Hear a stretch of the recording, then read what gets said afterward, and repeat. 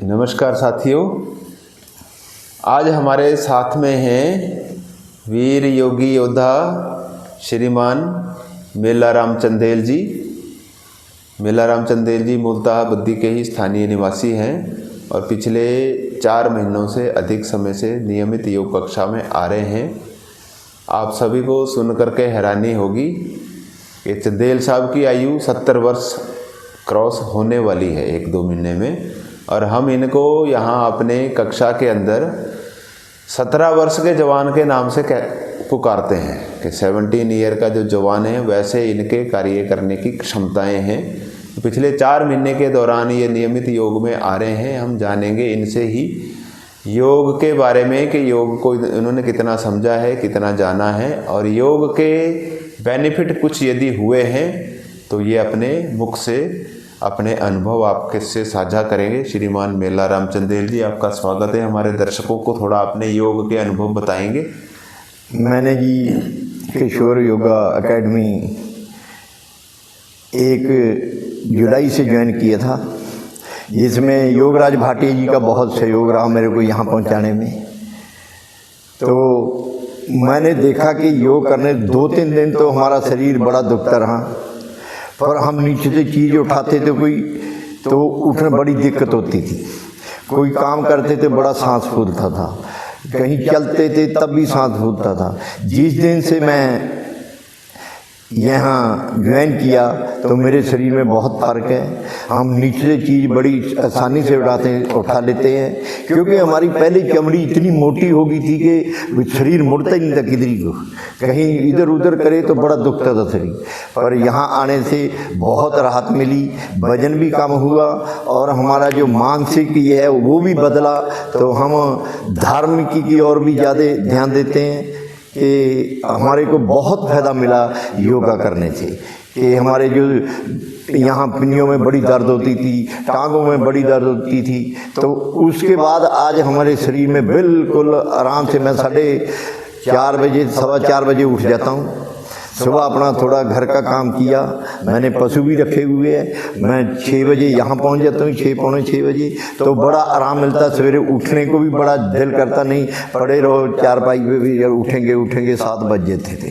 पर अब हमारा एक रूटीन बन गई कि मैं 4:15 बजे बिस्तर छोड़ देता हूँ।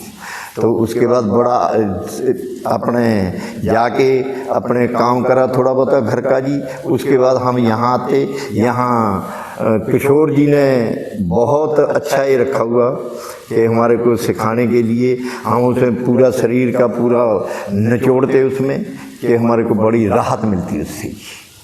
और सबसे बड़ी बात चंदेल साहब की जो योग के लिए अनिवार्य नियम है, ये पूरी तरह से सात्विक जीवन जीते हैं। पिछले 40 वर्षों से जैसे जितना हमें पता लगा है, ये किसी भी प्रकार का नशा नहीं करते हैं, तामसिक आहार नहीं लेते हैं, और ये अनिवार्य अंग है योग करने के लिए। यदि हमने अपना जीवन को सुखी और स्वस्थ रखना है तो उससे पहला जो नियम है वो सात्विक आहार, शुद्ध सात्विक जीवन शैली। जब तक हम वो नहीं अपनाएंगे, बहुत से आते हैं कोई महीना 2 महीना 3 महीना योग में लगा के चले जाते हैं। जब उनको हम डाइट प्लान देते हैं, जीवन में अनुशासन धारण करने का नियम बताते हैं, वो कर नहीं पाते हैं, इसलिए योग छूट जाता है। कर नहीं पाते क्योंकि जिन्होंने रात को समय से सोना नहीं है वो सुबह समय पे जगेंगे कैसे?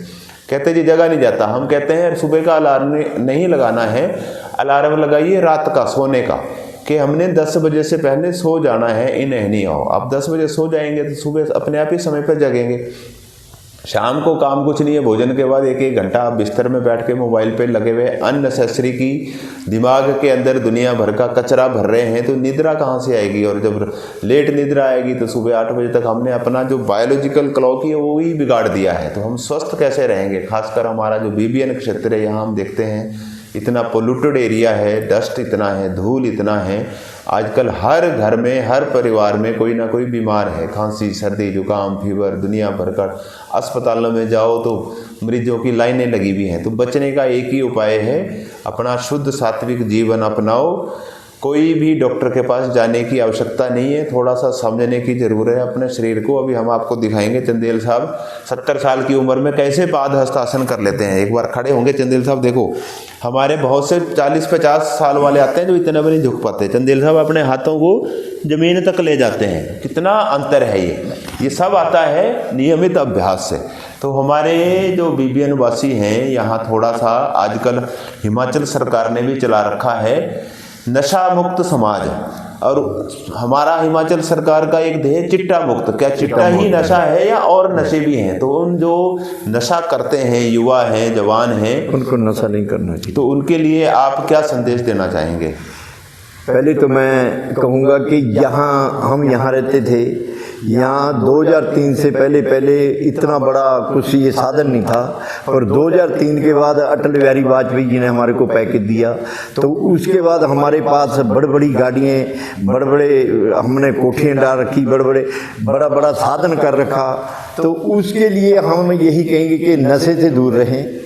जैसे आजकल नौजवान पीढ़ी नशे की तरफ ज़्यादा झुकाव है उनका, कि नशा ना करके अपनी घर का, अपने इलाके का, अपने प्रदेश का डेवलप की सोचें कि हमने क्या आगे कैसे बढ़ना है। पढ़ाई वाले बच्चे पढ़ाई करें अच्छी, जो ड्यूटी करते काम करते फैक्ट्री में बड़े तन मन से काम करें। तो साथियों आज उद्योग आए ना, उद्योग आए तो यहाँ बाहर आई।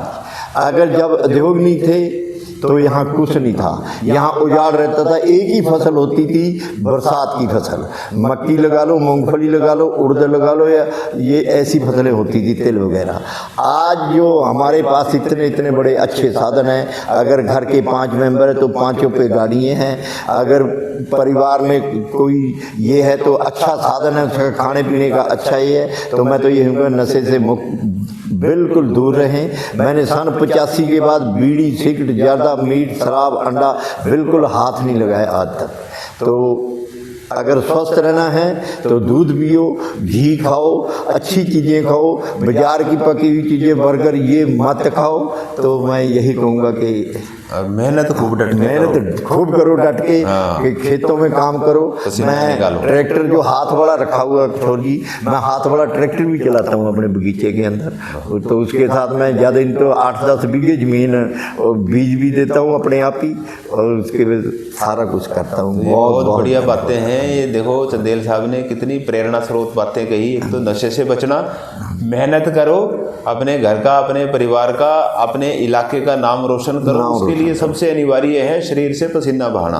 1 घंटा खूब श्रम करो, फिर दिन भर आप कर्मयोग करो। जिस क्षेत्र में है उस क्षेत्र में खूब मेहनत करके पैसा कमाओ, धन दौलत कमाओ, समाज में भी लगाओ, घर परिवार को आगे बढ़ाओ। यही संदेश है आज का। आप सभी सुखी स्वस्थ रहें। आपको ऐसे प्रेरणा स्रोत इंटरव्यू समय समय पर मिलते रहते हैं। अच्छा लगे तो चंदेल साहब को जरूर शेयर करें, क्योंकि इनकी आयु के 70 वर्ष वाले तो यहाँ हम पहली मंजिल पर बैठे हैं, यहाँ तक चढ़ने में ही कतराते हैं कि आप नीचे ले लो जी, ऊपर चढ़ा नहीं जाता है। तो ऐसे प्रेरणा स्रोत इलाके में हैं, तो इनसे प्रेरणा लें, योग से जुड़ें। आने में कठिनाई है, दूर हैं। स्वामी जी सुबह 5 बजे टीवी पर हाजिर हो जाते हैं। घर में टीवी लगा के करें, सब कुछ किया जा सकता है। एक मन में संकल्प शक्ति धारण करने की आवश्यकता है। आप सभी को जय श्री राम, प्रणाम, जय माता दी।